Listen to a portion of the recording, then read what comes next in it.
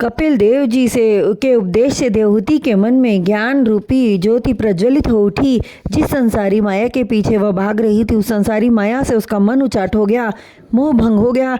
करदम जी का वियोग दुख समाप्त होकर उसकी आत्मा पवित्र हो गई, चंचलता का नाश हो गया। कुछ पल पूर्व जो अति व्याकुल हो रही थी, वह पूर्ण रूप से शांत चित्त होकर कपिल देव जी को साष्टांग प्रणाम करके बोली, हे अंतर्यामी, हे जगत नियंता, हे पालनहार स्वामी, आपकी कृपा के से आपके आदेशानुसार आपके ज्ञानोपदेश से मुझे गृहस्थ आश्रम की इच्छा न रही। आप धन्य हैं प्रभु, जो आपने मुझ पर अपनी दया की। आपकी कृपा पाकर ब्रह्मा जी सृष्टि का निर्माण करते हैं और प्रलय काल में ब्रह्मा सहित अन्य देवगण आपकी माया से नष्ट होकर आपके विराट रूप में लीन हो जाते हैं। तत्पश्चात केवल आप रहते हैं, बाकी चारों तरफ अपार जल होता है। फिर जब आपकी इच्छा होती है तो सृष्टि का पुनः निर्माण करते हैं। आपने वामन रूप धारण कर राजा बलि के साथ छल किया और देवताओं का दुख दूर किया।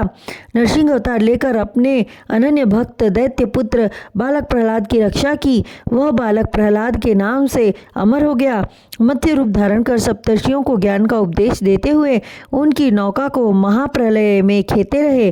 कच्छप रूप में समुद्र मंथन के समय मंदराचल पर्वत को अपनी पीठ पर धारण किया और बराह अवतार लेकर पृथ्वी को पाताल लोक से वापस लाकर ब्रह्मांड में स्थापित किया और मेरे गर्भ से प्रकट होकर मुझे ज्ञान का उपदेश दिया। हे प्रभु, आपकी लीला न्यारी है। देवहूति के कथन को सुनकर कपिल देव जी बोले, हे माता, जो ज्ञान मैंने तुम्हें प्रदान किया है, इसे ज्ञानी महात्मा ऋषि मुनि एवं ब्राह्मणों तथा हरि भक्तों को बताना। अधर्मी, पापी, लोभी, चुगलखोर, नास्तिक, अविश्वासी तथा गुरु के साथ कपट करने वाले मनुष्यों को कभी मत बताना।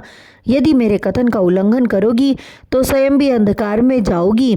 यह कहकर कपिल देव जी बोले, हे माता, तुम्हारी जो इच्छा हो वह वर मांग लो, हम अवश्य प्रदान करेंगे। तब देवहूति बोली, हे सच्चिदानंद, आप तीनों लोकों के स्वामी हैं। आपको पुत्र रूप में पाकर मुझे दूसरी किसी वस्तु की इच्छा शेष नहीं रही।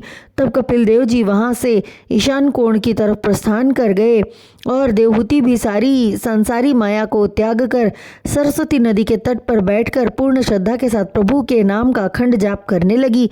कपिल देव जी के उपदेश से उसका मन निर्मल हो चुका था, अतः प्रभु का ध्यान करते करते वह नदी में समा गई। उसकी आत्मा ने उस नश्वर शरीर को छोड़कर मोक्ष पद को पा लिया। विदुर जी मैत्रेय जी के कथा श्रवण कर रहे महात्मा विदुर को संबोधित करते हुए कहा, यह हरि कथा अत्यंत पावन है।